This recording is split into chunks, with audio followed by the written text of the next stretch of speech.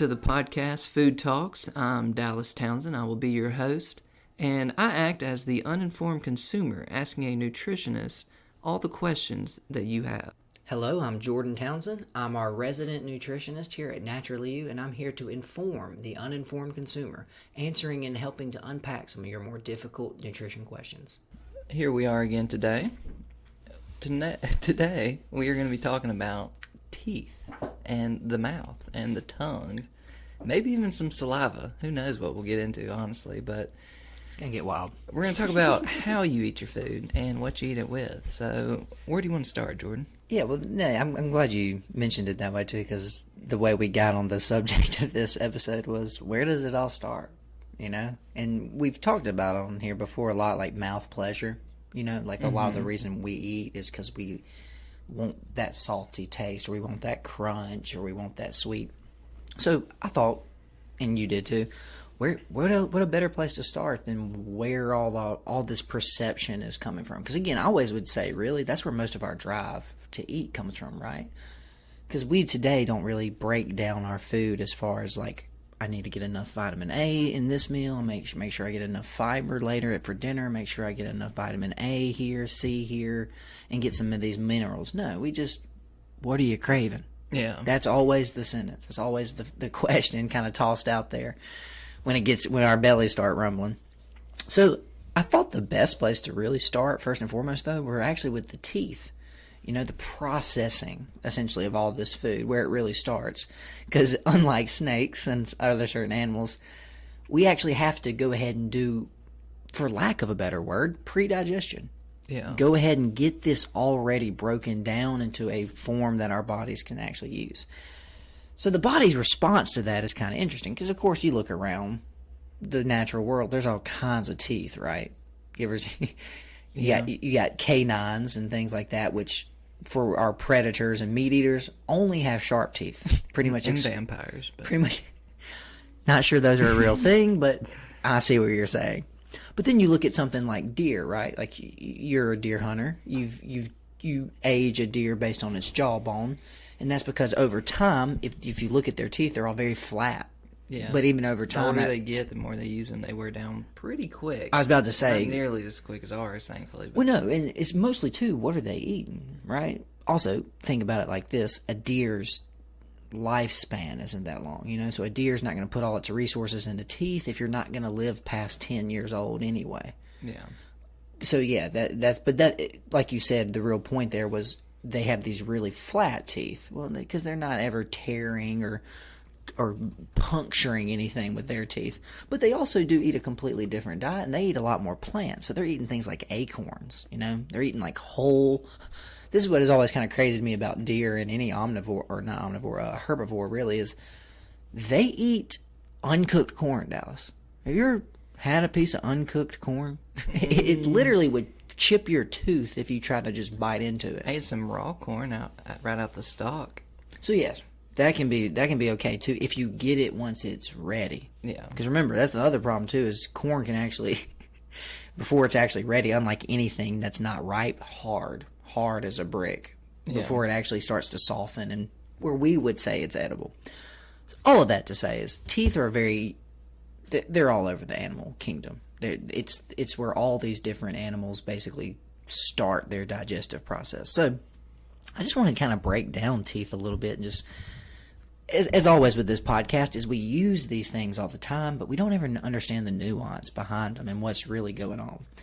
So I thought this was kind of interesting because we all are very familiar with the first tooth we lose, right?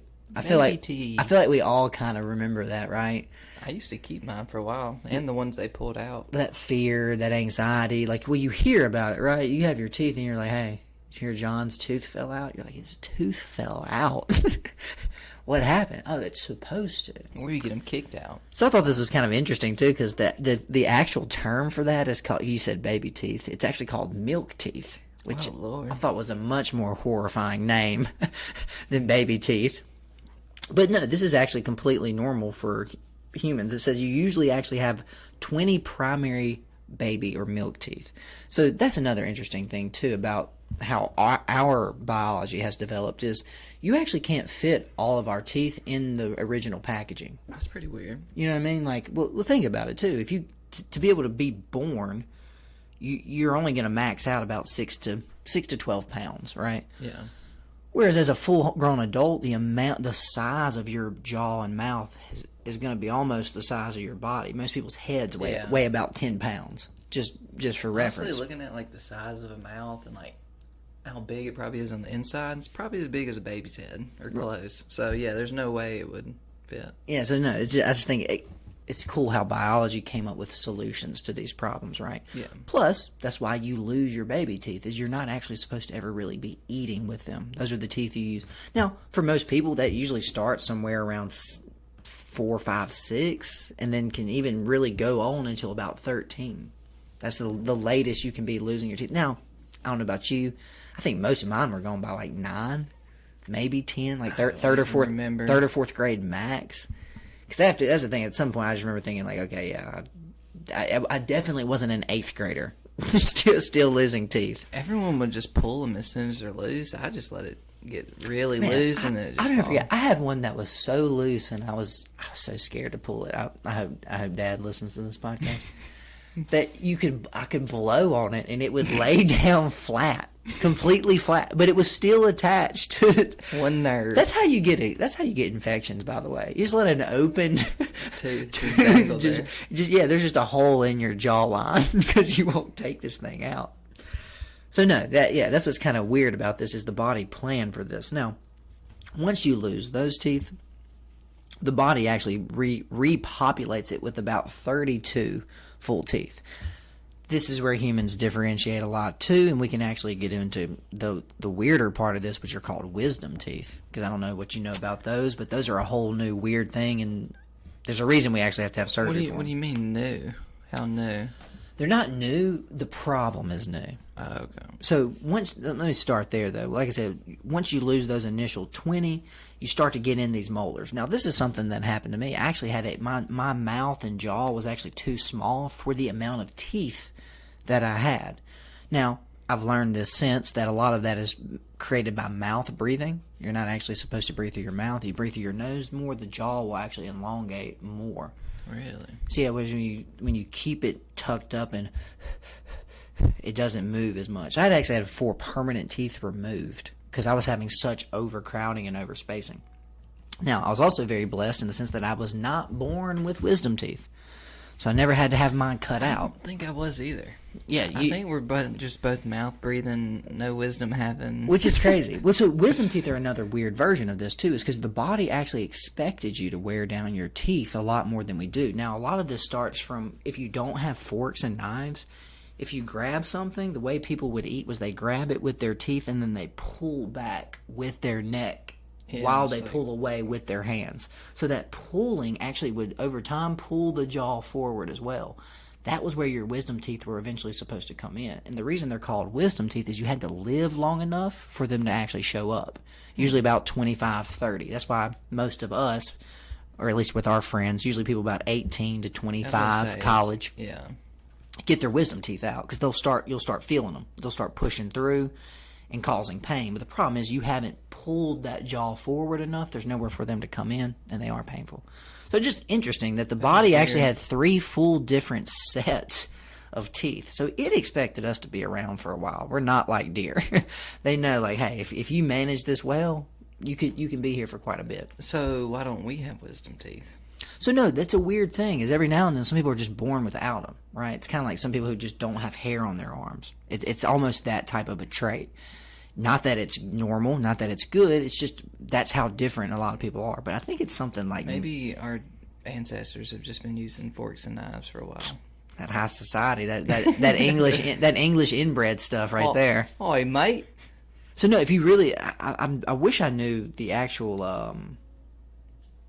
timeline or percentage, but it's got to be over 90% of people have wisdom teeth. I think it's probably one of the most common surgeries we do, just based on... Like I said, I don't know anybody I grew up with that didn't have their wisdom teeth out. Except for us. I'd have to do a survey, but you're right. Most people do. Let me Google that real quick. I was gonna, after we talk about the wisdom teeth, we need to get into dentistry. And I'm sure we're the only ones taking care of our teeth. But if we're going to talk about the mouth, we ain't even going to have time to go down that road, because that's a whole different aspect of dental care. Well, it starts getting into, like, mercury amalgams and how that works and why they use it and why they don't. Well, that's the detailed dentistry. We don't have to get that. That's fair. But I was just talking about, like, with cavities and... Okay, yeah. Well, yeah, I was going to get in. I was going to crowns. Talk, yeah. I mean, that's I wanted to talk about the tooth, too. That's what I was going to move to next. The actual makeup and why it can get infected and what root canals and all that stuff are. So it says 2% of people are born without any wisdom teeth. We are in a niche category now. That's pretty cool. So, yeah, so 98% of people. So I don't know what... They're supposed to come in the very, very back, right? They're under... So there's... That's the thing. You ever seen a baby skull? Have you ever seen, like, a baby that's died? All the time, bro. All the teeth all the teeth are still in the skull. So wisdom teeth are even more different. They're only in that deep molar. And if I'm not mistaken, I don't want to speak completely just wrong on this. I think there's only 3 or 4 of them. There's only, like, a few wisdom teeth. There's only, like, 2 on the bottom. You don't need one on each side. You can have them on top, too. Because I know some people end up having they end up having the sockets on the top and the bottom. So no, and that's the thing. The reason wisdom tooth surgery is so rough is they have to cut into the jaw and the gums and take them out. So that's what I was going to say. There's not 32 wisdom teeth like there are 32 adult teeth. There's only a few of those. Mm-hmm. But yeah, so again, we're a genetic lottery. I don't know how we got lucky enough to avoid that. But yeah, 2% of people are just born without them. Because I remember the lady did the x-ray. I remember my dentist, she came back in, she said, well, you don't have wisdom teeth, so we ain't got to worry about this. Lucky. I just remember thinking, did really? Mom and Dad? I don't know. I feel like Dad did. I don't know if Mom did. That'd be interesting. We'll have to ask. So let's switch back to teeth, though, and what we're actually looking at here. So teeth are actually kind of strange in the sense of what they actually are, because it's actually 3 different layers. The layer we're most familiar with is enamel. It's the hard, really hard, almost bone-like outer shell of the tooth. And teeth aren't bones. Correct. So this is what's weird. I'll get into that in just a second. Let me break these down real quick. So the second one is actually called the dentine, and that's kind of this in-between matrix. It's not the hard outer shell. It's not the soft, pulpy inner shell, because that's what's interesting. It's almost like the soft tissue of the tooth, if you will. Because then the last layer is actually called, it's actually, weirdly enough, called the pulp. But that's where all the actual nerve endings, the capillaries, the blood flow, basically everything that's actually keeping that tooth alive is. And that's the very smallest, tiniest inward part of the tooth. So when you back up, this is very interesting, is that when you look at what enamel and this type of stuff actually is, it's kind of weird, because we think of it, and that's why I wanted to talk about that. It's not bone like we think of bone, because bone is almost more like a protein type structure. That's why bone's very flexible. Mm-hmm. It'll bend before it breaks, but it also does incorporate things like calcium and other minerals to make it harder, but it's actually more of a protein matrix. Whereas enamel is very interesting in that it is specifically a hard mineralized coating that covers exposed tooth. It is also very tough. It's the toughest material in the body. There's nothing that is actually harder than teeth, even bone. I'd heard that you can't reproduce it, but given science nowadays, they're on like the cutting edge of being able to potentially reproduce enamel. What you're saying is, you're saying like synthetically, synthetic like enamel, be able to regrow it. Got you. I thought you were talking about some type of bacteria, honestly. I thought you were talking about regrowing teeth. No, just like the enamel. So it's kind of interesting that you mentioned that, though, because teeth are one of the other things, just like we talked about with hearing last time. You cannot regenerate teeth. Yeah. Which is it's super annoying, right? It'd be so nice if you could just take someone's tooth out, give them some treatment, and they just grew another tooth to replace it. We have to cap it, crown it, root canal it, all that stuff. No, that's another interesting thing. We don't really know why. We hold on to all these. It's kind of like they all get made once, right? You get your milk teeth, you got your adult teeth, and you have your wisdom teeth. After that, body goes, I don't make any more of this stuff. I'm not a tooth factory. Right. But no, that would be interesting if we had some sort of synthetic enamel, because then you would be able to rebuild that coating and not ever necessarily worry about it breaking down and getting weaker. But no, yeah, I just always think that's interesting because enamel is the closest thing to rock we have in the body. Like, it is truly just a hard, mineralized blend of stuff. So, real quick. No, please. You Google, can they regrow enamel? First thing up is WebMD. No, not even artificially. Impossible. Scroll down. Very tough. 2019, science has found a way to regrow tooth enamel. And then, that was 2019 September. March 1st, 2021, trials began on lozenge that rebuilds tooth enamel. Interesting. So, yeah, you got to follow these headlines, man. But they're making progress. That's what I was going to say. Place. It's probably conceptual in 2019, right? Like, hey, we Yeah. actually figured out the steps. Now we have to get it into a functional. One pandemic later, they got a lozenge for Hey, it turns it. out you lock a bunch of scientists in their lab. They'll figure something out. They start getting some stuff done. So yeah, no, I wanted to talk about just real quick these other parts because the interesting thing is the teeth are actually fixed directly into the jawbone and they're actually held in place by cement. That is the actual term they use. So I thought that was just kind of interesting, right? They're locked in. That's why I think a lot of the way the teeth work is, guys, we basically glued this here permanently. We don't ever plan on making a new So one. having straight teeth is just luck. Like, hoping they come in. And A lot of the mouth it- is big enough. A lot of that is that normal eating pattern where you elongate the jaw enough, right? You get overcrowding when you don't pull it out and make it longer. I'm gonna teach my kids to rip and tear. Right, yeah, so we'll be using no silverware in this house. So yeah, no, I wanted to talk about the next part though too, or what they call not the enamel, the dentine layer. Oh, where's that at? I don't know where the dentine layer went. I just had it pulled up. So pretty crazy while you're looking for that.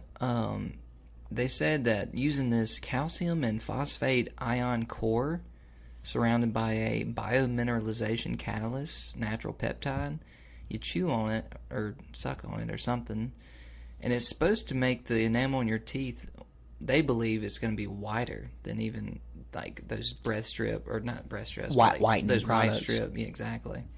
It's probably because it's new. Yeah, it's going to be Fresh. really interesting to see when this ends, but I'm going to have to keep an eye on it because it's pretty interesting. It'd be amazing because that's the biggest problem with our teeth is we wear them down through constant, that's why it becomes easy to crack your tooth. Okay, so they started them in March or April. We'll just say they start in April. Each study takes 2 weeks, and we expect these trials to take no longer than 3 months. So it should be done. So April, May, June, July. Yeah, They just finished probably July, August. I need to look it up and see. So yeah, we'll get back how. to y'all on enamel building lozenges. Well, that would be my thing too though, is eventually you could get rid of like coffee stains.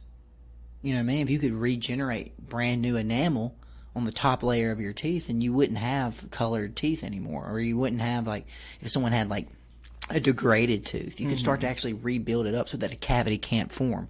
Because that's what I was going to say is once it cracks through that outside enamel layer, once it gets to the dentine, that's when you got problems. Yeah. That's when the bacteria doesn't belong, and that's when you get things like infection. And remember, there's a blood supply to that tooth, so you can get things like sepsis, you can get abscesses in your teeth, pain like you cannot imagine. So tell me about cavities. So First off, as a kid, I was terrified of getting a cavity. You know why? Because it didn't sound like a hole in your tooth. It sounded like some type of bug. an infection. And I was very misinformed on what might be happening. So I was afraid. And do you remember that little picture that our dentist used to have of the little cavities? Vaguely. It was like a hyper-realistic drawing. But it was like these guess little not. monsters, and they were like sitting in and around the teeth. Well, maybe that's why. I swear. I was terrified because I thought they were like an actual I may have been thing. 8, Dallas. Like I'm saying, it's so vaguely in there. But I remember always when you would walk back to the office, you would see that picture. And like you said, like I didn't think, because again, just so you know, cavity is a fancy name for tooth decay. It's not necessarily the bacteria or an infection specifically, but they do play a major role. That role being the mouth has tons of different bacteria in it, right? Remember we talked about you have a mouth flora. The problem is we eat a bunch of carbs and processed sugar. So we end up feeding a bunch of these bacteria in our mouth that really, if you ate a hunter-gatherer's diet, those populations of bacteria would not be supported. So the problem is what they end up doing is some of these bacteria actually help break down food, but some of them actually end up turning on the enamel. So that's what we actually call plaque. When you see those little yellow spotted areas on the enamel, that's plaque building up. Those are actually bacterial colonies kind of starting to set up. Over time, they start to degrade and break down the enamel they're living on. That's what. See how weird it is? They're not attacking us per se. They're just growing and expanding. Next thing you know, they poked a hole in your tooth. What? Now I know some of the big ones, but like, let's tie this back into food and potential drinks. What is the worst for your teeth? Just like if you had to go, it has to be soft drinks. Two-prong approach. It's acid and sugar. You know what I mean? So that's because again, the biggest problem is the main blend of your teeth is calcium, similar to bone. And phosphorus specifically degrades and attacks and breaks down calcium. So the problem with that is when you look at Coca-Cola and stuff like that, they use citric and phosphoric acid to give that fizziness and preservative stuff to it. So on top of the acidic, because that's the thing, you ever seen that? If you just get a tooth and put it in Coke, about 2 weeks it's gone. Does not exist anymore. I've never done that. I've just seen it. I mean, I've seen it on YouTube. I don't have a bunch of teeth laying around. I used to. I don't know that right now. I was about to say, did you leave them in some Coke? Because that might have been what happened.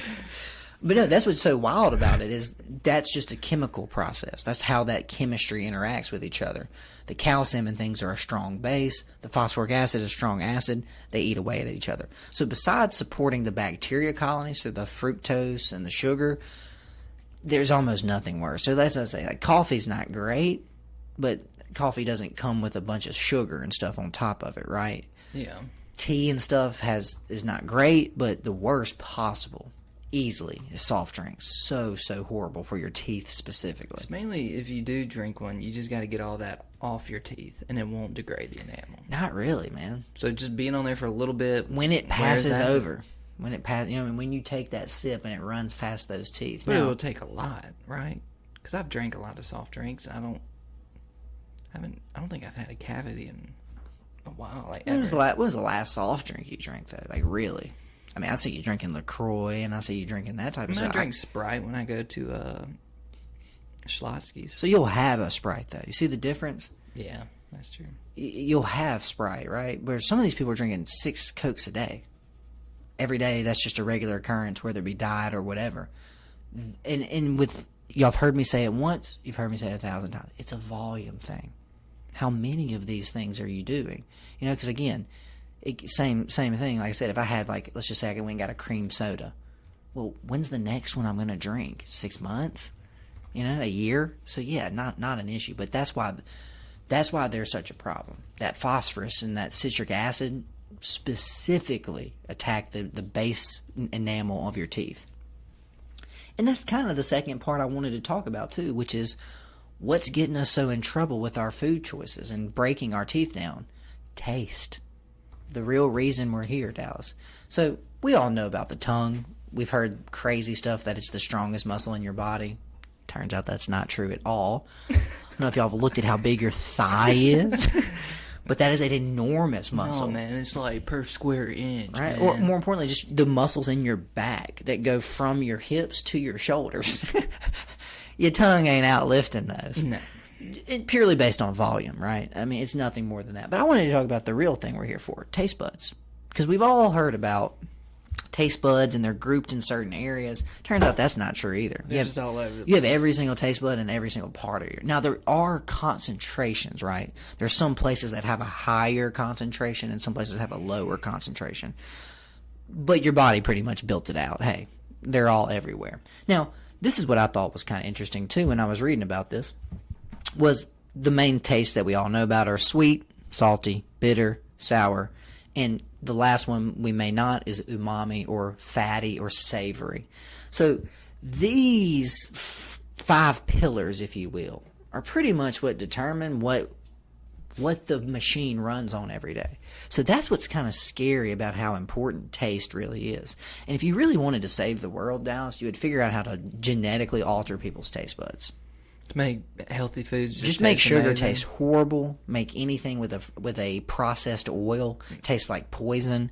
More importantly, make kale taste sweet and sugary. What's unfeasible about that? Like, why can that not be done? I mean, You would have to go in and individually modulate every single person's palate. So every person's palate's different. So again, what are we changing, right? Because is it just this one gene that we have to edit, or do we have to edit 5 different genes in every single person?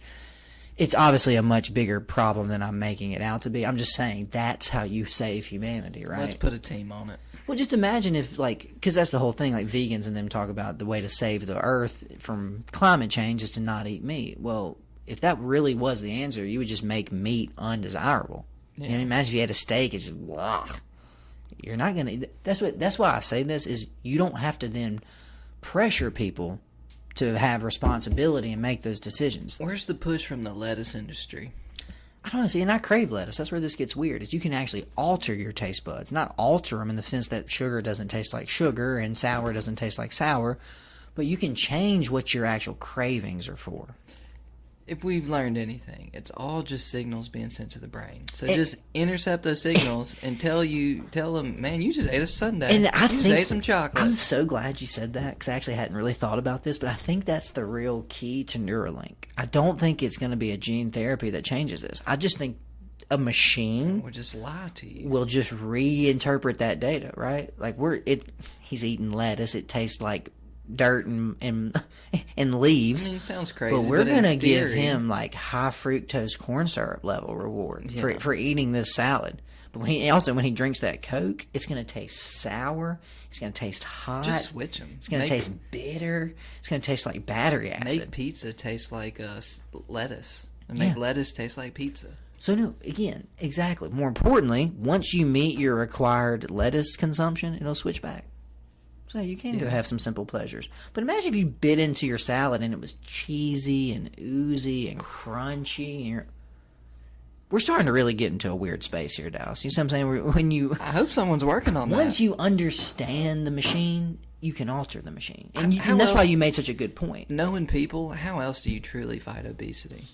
It's not by changing their food. We try as best we can here. It's too Some biological. people will not do it. It's just too because you're fighting these weird biological principles. That's the only way I actually see a cure for obesity happening, is if people can eat lettuce and think they're eating pizza. And it tastes like pizza, and drink a water, it tastes like Coke. I'm like, oh. But you imagine people crushing entire bags of lettuce? Just crushing. Well, at a certain point, the lettuce would You stop. feel full, though. Yeah. That's where it gets even And scarier. you eat another piece, like, man, It's like it's good, could but eat man, this I really pizza all can't day. eat anymore.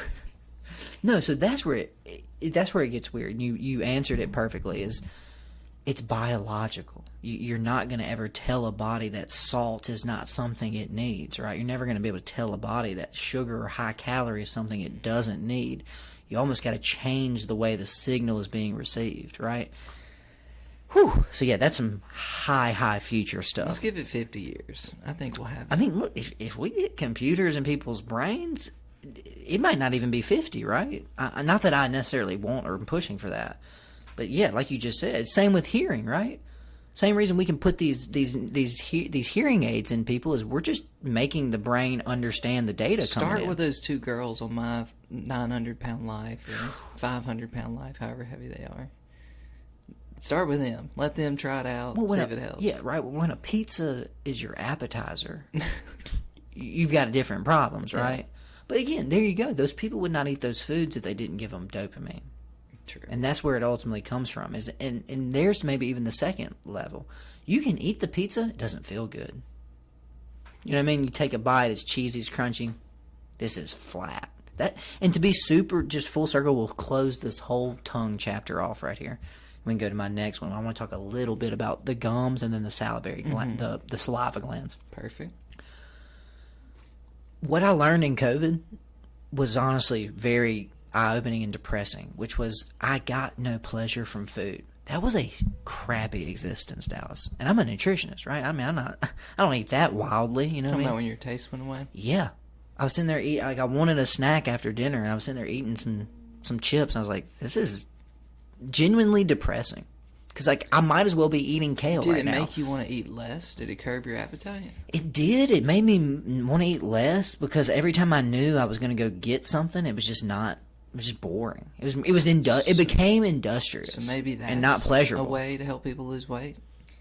I mean, it just wasn't fun, right? You know what I mean? There was no pleasure to be had. So, like, I'm picking a snack. Like, why am I really gonna get a gluten-free chocolate chip cookie? Doesn't matter. If I It's can't just- taste it, just crunchy. I mean, heck, I might as well just get some of this chicken salad and some lettuce. You know, because the problem is I'm hungry, right? My body's telling me I want some sort of calories, but you eat them. It don't matter what you put in. So no, it was and that was just weird. It was weird to see the pleasure leave food because I'm telling you, we really take for granted how much pleasure we get from food. Even stuff we don't find like super rewarding. You know what I mean? But just like a coffee, like black coffee. I don't drink black coffee and just light up all my dopamine receptors, but I enjoy having the breakup of the monotony. You're allowed to be addicted to food. Not heroin, not alcohol. Well, because you don't not need drugs. heroin to live, and that's what it always comes back to, right? If you don't eat, you'll die. True. So we kind of let people exist in this kind of gray area.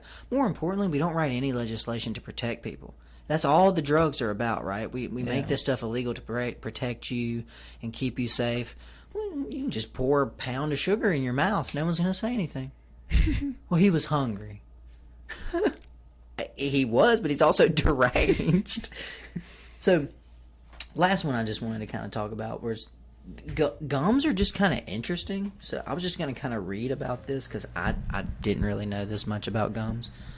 But gums are actually just mostly used as, for lack of a better word, just like the matrix that the teeth exist in, right? Because remember, they're cemented into your jawbone. So, your body basically built this fleshy kind of protective layer up, right? It's mostly too so that like things can't get, because remember there's bacteria living in your mouth, so things can't get in and around that cement point, because that's what ends up causing things like root canals and all that type of stuff, is when that whole area ends up getting infected and overrun. So yeah, essentially they keep your teeth in line, they act as a shock absorber, and they kind of nest in an anchoring system for your teeth. So they're kind of just made of this soft, fleshy, mucosal membrane, very similar to the inside of the intestine. So think about it. The way your gums feel is basically what your small intestine feels like. It's the same dermis mucosal type material. I always wondered what my intestines felt like. Yeah, no, weird, right? Now I know. Just fleshy, soft.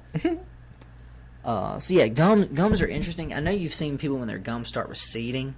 That's a problem too. It starts exposing too much of the teeth. A lot of that comes from bacteria as well.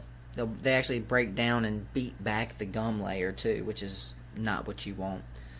But the last part I want to talk about are these things called the salivary and even the parotid glands, because we actually have a supplement here called parotid PMG. But salivary glands are also interesting. I'm sure people have noticed your mouth stays moist, right? And we actually even have diseases for it, right? Dry mouth, right? that can happen to people. So interesting. One, you need the main thing that saliva glands and saliva is playing is actually it's where all food digestion begins. So if you really break down the constituents of saliva, obviously moisture, water, the main thing they have in there is I'm blanking on the name of the enzyme, because it's not protease, it's not lactase. If I knew any enzymes, I would. It's the one that breaks down carbs. That's all you really need to know. Carbzyme. So that's why if you hold a cracker in your mouth, the cracker will slowly start to moisture down and break down and turn into some mushy stuff. Where hold a piece of steak in your mouth, That ain't gonna work. nothing happens. Well, you can hold it there forever. It's not going to change. That's why you've actually got to get it down into that lower intestine, not just through the stomach acid, but then you actually have enzymes that can break down proteins and fats after that. So that's what's kind of interesting is we, as humans, have been carb eaters for so long that our body's first enzyme was for carbohydrate specifically. And that just goes back to plants don't run away. So when you were eating nuts and seeds and roots and fruits and vegetables and all of these different fibers and plant-based things, your body said, look, that's where we've got to start. The first thing that they're eating every time. Now, interestingly enough, even throughout time, we still don't secrete things for protein. We still don't secrete enzymes for fat in our saliva. All of that happens after the stomach. So I just always thought that was kind of interesting that we've been plant eaters for that long. So again, it's great that we can eat meat. It's awesome that we've adapted enough to add these other things to our diet. But we're plant people at the end of the day. Now, we definitely are omnivores, but about 80% of our diet should be plant-based on some level. So take that for what it is. I'm not against meat. Y'all know that. I think there's balance in all things.